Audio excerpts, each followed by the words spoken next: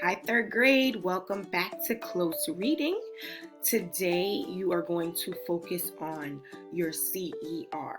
You are going to write a short response or a short answer paragraph to a question or writing prompt that is given to you after reading your close reading article or text. Okay, you have done your thinking jobs, you have answered the 4 questions. So you should not be doing the CER unless you've done all those things. If you have not done all those things, I want you to stop and pause this video, go back and look at Monday's lessons. Do that one first. Then come to the Tuesday lesson and do this one. Got it? Okay.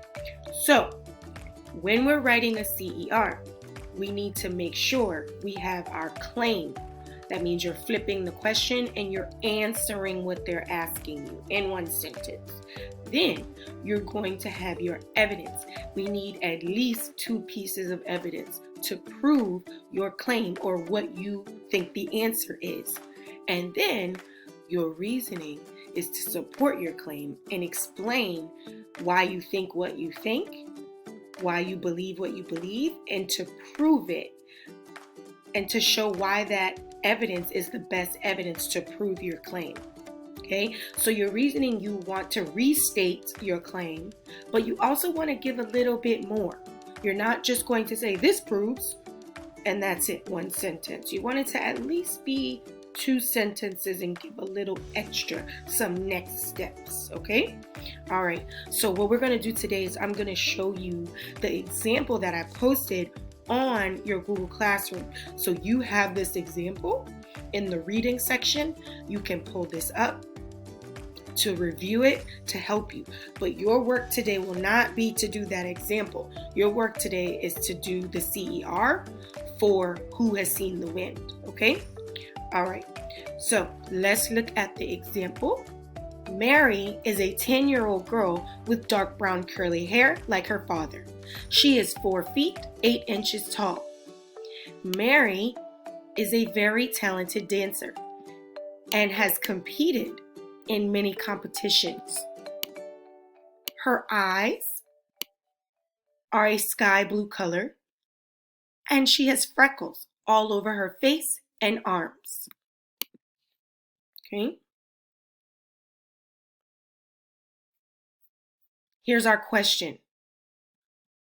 So this is the question that you're going to flip to answer. What traits did Mary inherit from her father? Inherit means what traits did she gain or did she get from her father in her own body? So her father has some things. What things did she get from him? Okay, so when you're going to write a CER, good readers always go back to the text and they look for that answer. They also go back to their thinking jobs because a good reader would have done some thinking jobs here, okay? And you've already done those thinking jobs. So make sure you pull those out to help you with your evidence and your claim because you probably already have that written down. And if you don't, you can always go back to the text. Mary is 10 years old, a 10-year-old girl with dark brown curly hair like her father. Boom. Right here it says her father, like her father. So what does her father have? Dark brown hair, curly hair, and Mary has it too. She is 4 feet 8 inches tall. It does not say her father is 4 feet 8 inches tall or really tall, so that's not something she's inherited or gotten from her father. Mary is a very talented dancer and has competed in many competitions. Her eyes are a sky blue color and she has freckles all over her face and arms. None of these things talk about her father. So good readers, when they look at the question for the CER, they have to ask, what is this question asking me? It's asking me, what does Mary get from her father? It's not asking me what she does for fun, like dancing and competing. It's not asking me what does her face look like. It's asking me, what did she get from her father? The only detail in here that is talking about her father is that first sentence at the top that says, Mary is a 10-year-old girl with dark brown curly hair like her father. So that's what you're going to focus on. Okay, so let's go to the claim. It says answer the question. So the way you would answer this question, you flip it. What traits did Mary inherit from her father? Watch. Mary inherited, or you can say the traits Mary inherited from her father were. Okay, so it says Mary inherited her hair color from her parents. But this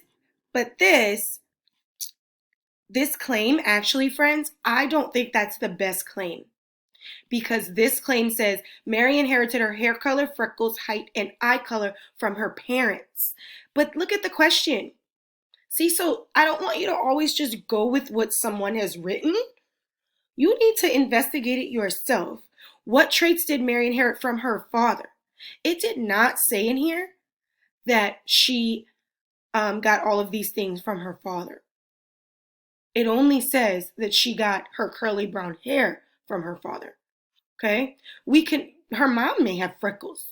Her mom may have maybe tall, or, it doesn't say which one. So I think you want to make sure you have evidence to back up your claim. There's no evidence in this text that Mary gained all of those things from her father. The only evidence here is that she gained the dark brown curly hair from her father. So I would change this claim. I would not go with what claim this person wrote. And I would say Mary inherited her dark brown curly hair from her father. Okay? Then it says find two pieces of evidence that help you make her claim. So the first one says Mary's father has dark curly hair. I would type, let me show you what I would type for this. Okay, I'm going to type it into your example that you are going to use later on. Okay, so watch. This is what I would do. Now I'm going to flip the question and answer that question. What traits did Mary inherit from her father? Mary inherited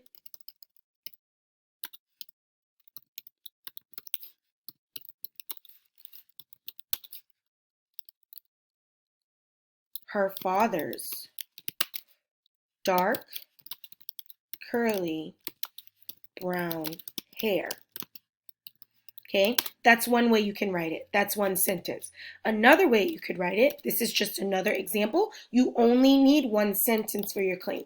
Okay, another way you could write it is the trait Mary inherited from her father was his curly brown hair, or dark curly brown hair. Okay, there's other ways you can put it in your own words, as long as you flip the question. So it's actually helping you. It's already giving you some of the words. You're taking it and flipping it. Okay, all right, let's go to the evidence. Now, for the evidence, you need at least two pieces. So you go back to the text. Well, there was only really one sentence. This is a very short paragraph. Normally, you're going to have more information, but this is just an example that Ms. Hill is using, and I wanted it to be short because I don't want to take all day on the example. I want you to use the actual text. So you would say in the text, I would be specific and say in line 1, or in paragraph 1, or in stanza 2 it says, in stanza 6 it says, or in the text the author says. You want to be very specific. I'm going to say on line 1 it says that Mary, I'm going to go back to the text and make sure I have the right thing.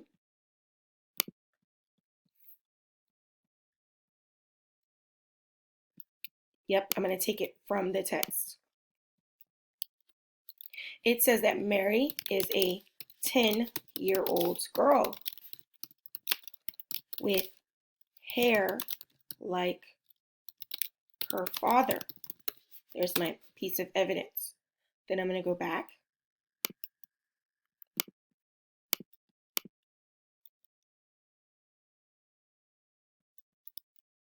it also says, it says that her hair is dark brown and curly like her father.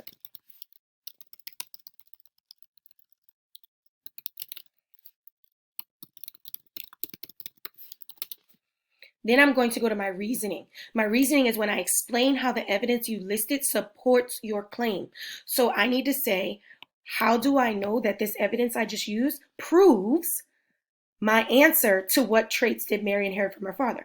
How does these two pieces of evidence here prove that Mary inherited her father's curly hair? So I'm going to say this evidence helps the reader understand that Mary inherited her father's hair.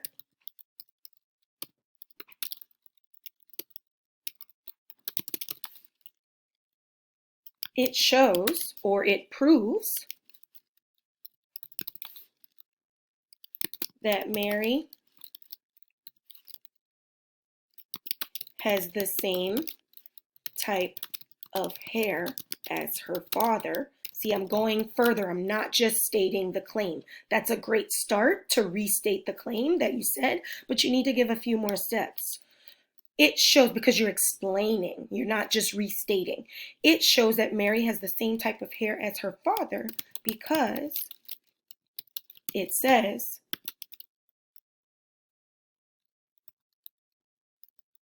her hair is like his and it's dark brown and curly. So I put some of my evidence in there. This proves that Mary's hair is a trait from her father because they have the same type of hair. Okay? So you see how I have more here explaining. So I'm just explaining how I know for sure that this evidence proves my answer to the claim or to the question. Okay. All right. So that's our example. Remember, you can pause. You can read this again. You can rewind this video. That's the cool thing about videos. You'll always have this, so you don't have to rush. Okay. This is not something I want you to rush through. Take your time. Watch the video again if you need to. Go back and look at the text. You will have this text. But remember what Ms. Hill said earlier in the video. This friend did a good job. They tried, but their answer is actually not proven in the text. There's no evidence to prove some of the things that they're saying. So make sure you are proving it and getting evidence from the text, because you don't want to just make it up or assume. Okay, this is not an opinion piece. This is answering from the text, so you need the evidence there. Do not just make it up. Got it? All right, now you're going to go to your text, Who Has Seen the Wind? You're going to look at your thinking jobs, go back to the text and read it. And this one is talking about the central message of the poem. So let's discuss the central message. Okay. The central message is, what is this text mostly about, or the central idea? What is the main thing the author is trying to teach you? You can use what we use for our deeper meaning to help you figure that out, okay? So the good thing about those thinking jobs is we've already kind of figured out the central idea by doing the deeper meaning, okay? So the central idea is the main idea or point the author is trying to communicate. The central idea is the main idea or point the author is trying to communicate. You should go back to your thinking jobs. I'm not going to tell you what the central idea is. I want you to figure that out. Go back to your thinking jobs. Look at the deeper meaning, okay? look at the literal meaning, figure out what is the author trying to tell us? What is the main thing? And actually, some of the questions that you answered yesterday's lesson on Monday, that one can help you, okay? Go back, look at those questions, and answer. What is the central idea? What is the author trying to teach us from reading this poem about the wind? The author is trying to teach us, the central message is that the wind is blank and blank because blank. Okay, then go give evidence. What is the author trying to teach us about the wind in this article? Who has seen the wind? Okay, I want you to try. I don't want to give it to you. I'm going to see how you do, and then I'll give you feedback. If you're confused, you need some help, reach out to me. I'm here for you. Reach out to your teachers. They're there for you. Got it? Have a great one.